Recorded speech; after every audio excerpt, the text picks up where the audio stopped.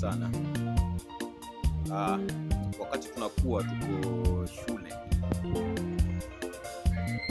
kuna level fulani tulivyofikia, tukaanza kujiona ndo wajanja, na wengine tukaanza kuvuta sigara, tukaanza ulevi, vipangi, uhuni mwingi, bila kujua tayari adui ameshapanda mapando.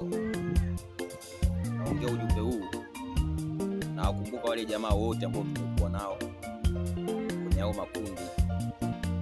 Cha ajabu, mimi namshukuru Mungu kwa neema yake, ameniokoa, nimeokoka, nishaachana na vitu hivyo, nishaacha kabisa vitu hivyo. Lakini kuna wale wenzangu ambao tulianza nao kipindi hicho, mpaka leo wameshaathirika na madawa kulevya, wengine ni mateja, wengine ni wezi.